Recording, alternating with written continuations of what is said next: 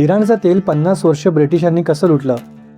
Imagine करा, तुमच्या घराखाली सोनं सापडलं, पण ते सोनं तुमचं नाही आहे, ते परक्या माणसाचं आहे आणि याच्या मोबदल्यात तुम्हाला फक्त 16% ते गोष्ट मिळणार आहे. हेच इराणसोबत झालं तब्बल 50 वर्ष. इराणमध्ये तेलाचे साठे सापडले. ते इतके प्रचंड होते की इराणमधले सर्वात मोठे तेलाचे साठे ते निघाले. त्याच्यावर अधिकार होता एका ब्रिटिश माणसाचा आणि नंतर ब्रिटिश गव्हर्नमेंटचा. हे इतकी वर्ष इराणने का सहन केलं आणि इराणबरोबर का झालं ते आज आपण जाणून घेऊया.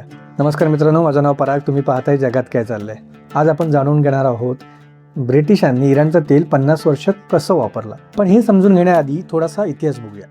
इराण म्हणजेच पूर्वीचा पर्शिया हा शक्तिशाली देश होता, सांस्कृतिकदृष्ट्या, सामाजिकदृष्ट्या. पण 19व्या शतकामध्ये थोडा कमकुवत झाला होता लष्करामुळे आणि आर्थिकदृष्ट्या. त्याचवेळी दोन महान शक्ती म्हणजे उत्तरेकडून रशिया आणि दक्षिणेकडून ब्रिटन या इराणवर म्हणजेच पर्शियावर नजर ठेवून होत्या. पर्शियाचा शाह मुझफ्फर अल दिन शाह याला युरोप टूरसाठी काही पैशांची गरज होती. त्यासाठी तो काय लागेल ते द्यायला तयार होता, म्हणजेच काय वाटेल ते विकायला तयार होता. आणि ह्याच गोष्टीचा फायदा घेतला एका ब्रिटनच्या बिझनेसमॅनने. त्याचं नाव होतं विल्यम नॉक्स डिआर्की. 1901 साली विल्यम नॉक्स डिआर्की, जो ऑस्ट्रेलियामध्ये गोल्ड मायनिंगचं काम करत होता, त्याला एक टिप मिळाली की रशियामध्ये जमिनीखाली खूप मोठं खबाड आहे. त्यासाठी तो इराणमध्ये आला आणि इराणच्या शहाबरोबर एक त्याने करार केला, तो देखील 60 वर्षाचा. त्या करारामध्ये असं होतं की 60 वर्ष विल्यम डिआर्की या इराणमध्ये उत्खनन करणार आणि त्यामध्ये जे सापडणार त्याचा नफा फक्त 16% इराणला मिळणार. आणि ह्या सगळ्या डीलबद्दल इराणच्या राजामध्येही विल्यम डिआर्कीमध्ये ही डील झाली होती आणि ह्याच्याबद्दल जनतेला काहीच कल्पना नव्हती.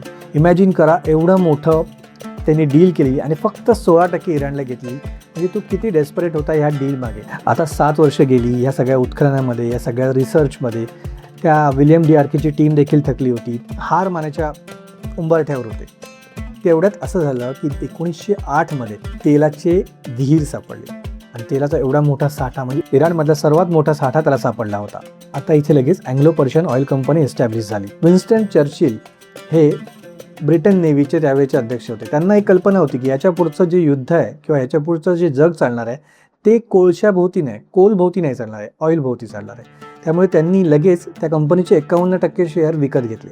त्यामुळे झालं असं, आता जी ऑइल फील्ड होती इराणमधली, जी की इराणची असायला पाहिजे होती, जी झाली होती विल्यम डिआर्कीची, पण इव्हेंच्युअली या सगळ्या डीलमध्ये ते आता सगळं तेल ब्रिटिशांच्या मालकीचं झालं होतं.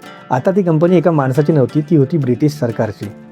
आणि इथे सगळा खेळ बदलायला सुरुवात झाली. आता आपण समजू की ब्रिटिश जेव्हा याच्यामध्ये एवढा इंटरेस्ट दाखवते त्यावेळी इराणला देखील फायदा झाला असेल, पण नाही. ब्रिटिशांनी इथून तेल अक्षरशः पळवून दिलं. तिथून ब्रिटनमध्ये त्याच्यावरती बसेस चालू होत्या, त्याच्यावरती ट्रक्स, टॅक्सीज चालू होते, त्याच्यावरती इंडस्ट्रीज चालू होत्या. ह्या सगळ्या तेलावर ब्रिटन मजबूत प्रगती करत होता.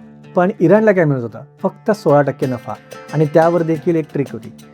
ब्रिटनच्या करारामध्ये असं होतं की इराण या सगळ्या प्रोसेसमध्ये ऑडिट करू शकत नाही. त्यामुळे जो काय प्रकार चालू होता त्याच्यावरती इराणचा आंधळेपणाने विश्वास होता.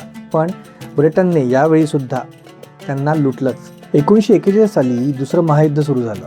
इराण याच्यामध्ये न्यूट्रल होता, कुठल्याही देशाच्या सपोर्टमध्ये लढत नव्हता. पण ब्रिटन आणि रशियाला आबादांचं तेल पाहिजे होतं, ज्याचा रूट जात होता इराणवरून. आणि त्यासाठी ब्रिटन आणि रशिया ह्या दोघांनीही इराणवर हल्ला केला. त्यावेळेचा राजा मोहम्मद रेझा यांनी ह्या गोष्टीसाठी विरोध केला, तर त्याला गादीवरून खाली खेचण्यात आलं आणि त्याच्या जागी त्याचा मोठा मुलगा मोहम्मद रेझा पहलवी याला बसवण्यात आलं, जो की ब्रिटनच्या दृष्टीने डिसिजन्स घेईल, ब्रिटनच्या फायद्याचे डिसिजन्स घेईल, अशा व्यक्तीला तिकडे बसवण्यात आलं. विचार करा, न्यूट्रल देशासाठी फक्त तेलासाठी आक्रमण. इराणच्या जनतेला हे दिसत होतं, पण त्यांना नेमका विरोध कसा करायचा हे कळत नव्हतं. इराणने हे 50 वर्ष सहन केलं. स्वतःच्या तेलावर स्वतःचा हक्क नाही, आपल्या देशामध्ये परकीय येऊन राज्य करतायत, हे त्यांना पटत नव्हतं. आणि अशाच वेळी एक व्यक्ती समोर आली, ती म्हणजे मोहम्मद मोसाडेक. आणि इथून पूर्ण चक्र फिरायला सुरुवात झाली. तो म्हणाला, बस झालं, याच्यापुढे इराणचं तेल इराणमध्येच राहणार. मोसाडेकने नक्की काय केलं की त्याला ब्रिटन आणि अमेरिका एवढे घाबरले आणि CIA एक वेगळं ऑपरेशन करावं लागलं, हे पाहूया पुढच्या भागात. त्यासाठी या चॅनलला सबस्क्राईब करून ठेवा आणि पाहत राहा जगात काय चाललंय.